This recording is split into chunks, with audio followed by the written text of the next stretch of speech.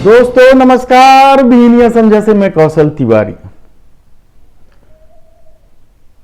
देश की अर्थव्यवस्था गहरे संकट में है, जोखिम में पहुंचने लगा है, लेकिन राजनीति का अपना मिजाज है। केजरीवाल गुजरात फतह करने लगातार नई नई गारंटी योजना ला रहे हैं, तो कांग्रेस भारत जोड़ो यात्रा कर रही है और इसके इतर भारतीय जनता पार्टी में ऑपरेशन लोटस या कुछ लोग इसे ऑपरेशन मोसा कह रहे हैं, वह चल रहा है। तब देश के आम लोगों की फिक्र कौन करे? आम लोग को महंगाई बेरोजगारी से कैसे निजात मिले? और अब तो सबसे बड़ी बात अनाज के संकट की भी बात होने लगी है।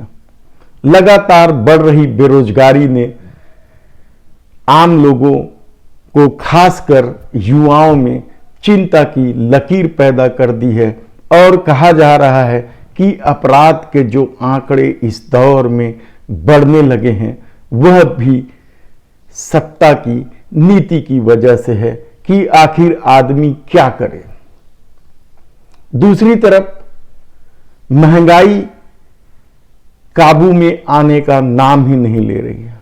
सरकार अपने ढंग से प्रयास कर रही है कि नहीं कर रही है, इसका भी पता नहीं चल रहा है। महंगाई का नया आंकड़ा सरकार की मुश्किलें और बढ़ाने वाला है।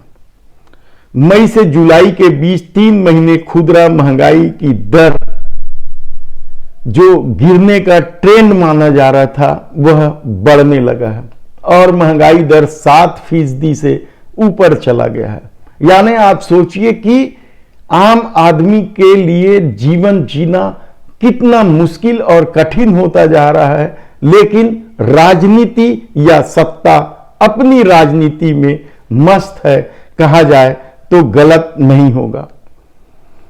महंगाई दर को लेकर रिजर्व बैंक सोच रहा था कि सुविधाजनक स्थिति आ रही है, लेकिन उस सुविधाजनक स्थिति से भी बदतर स्थिति में महंगाई दर पहुंचने लगी है।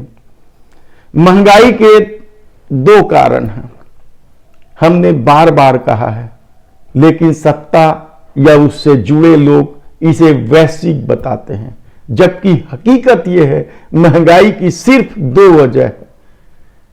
पेट्रोल डीजल में खून निचोड़ने वाला टैक्स और आम जरूरत की वस्तुओं पर मनमाना जीएसटी।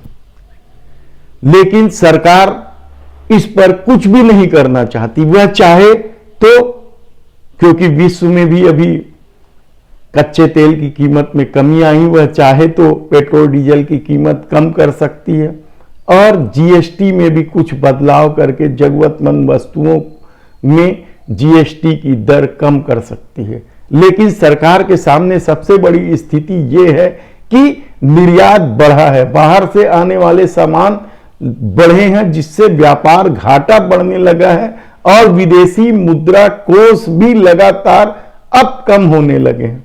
ऐसे में जब कारपोरेट को बड़ी छूट दी जा रही है, तो पैसा कहां से आएगा?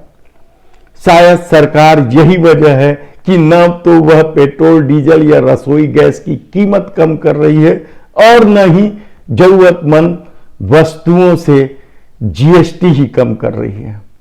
ऐसे में आम आदमी के सामने सबसे बड़ी दिक्कत यह खड़ी हो गई है कि आने वाले दिनों में क्या होगा। सबसे बड़ी बात तो बेरोजगारी का है।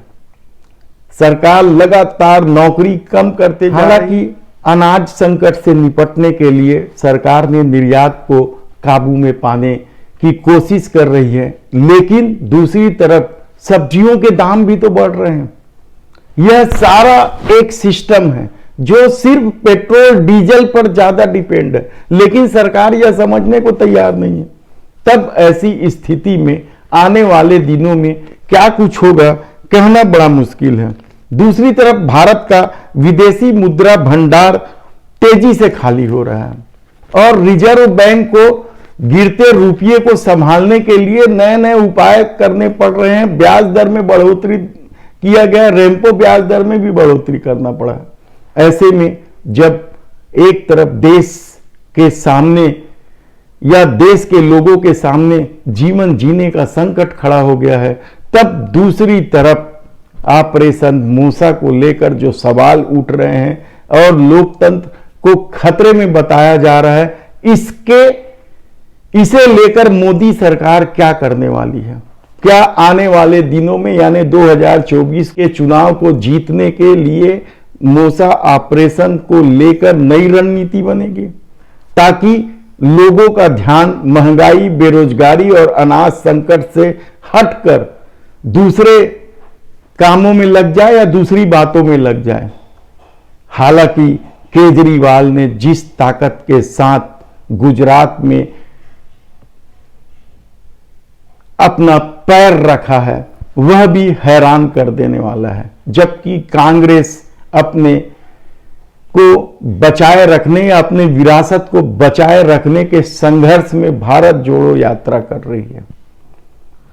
भारत जोड़ो यात्रा को अच्छा प्रतिसाद मिला है, इसका अंदाजा कांग्रेस को नहीं था, लेकिन वास्तविकता क्या होगी, कांग्रेस की स्थिति क्या बनेगी, यह 30 तारीख के बाद ही पता चलेगा।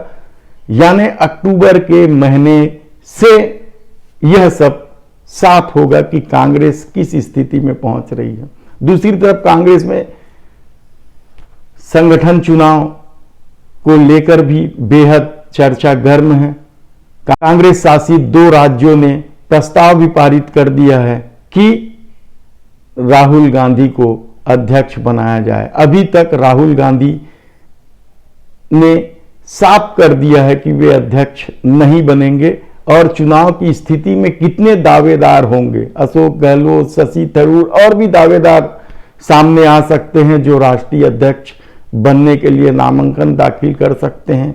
लेकिन इन सब के बीच अब भी सबसे बड़ा सवाल है महंगाई, बेरोजगारी और अनाज के गोदाम खाली हो रहे हैं। इसे लेकर सरकार क्या नीति अपनाती है? एक बात तो तय है कि यदि जीएसटी में बदलाव नहीं किया, जरूरतमंद वस्तुओं को जीएसटी से मुक्त नहीं किया गया, पेट्रोल, डीजल और रसोई गैस की कीमत कम नहीं की गई, तो आने वाले दिन लोगों के लिए नए संकट का दिन होगा।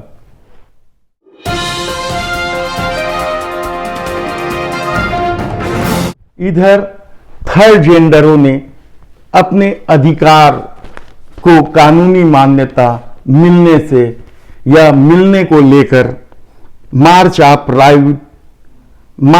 रायपुर क्विट प्राइड गर्व यात्रा निकाली। हमने पहले ही बताया कि बहुत सारे लोग समाज में आज भी ऐसे हैं जो इन लोगों को इंसान नहीं मानते हैं। वे कहते हैं कि हमें भी इंसान समझो, हमें भी इंसानों की तरह ट्रीट करो। और जिस कानूनी मान्यता को लेकर वे लंबी लड़ाई कर रहे थे, संघर्ष कर रहे थे, उसे कानूनी मान्यता मिलने के बाद, सरकारी मान्यता मिलने के बाद वे हर साल देश के विभिन्न हिस्सों में गर्व यात्रा निकालते हैं। और इसी कड़ी में रायपुर में भी शानदार ढंग से गर्व यात्रा निकाली गई।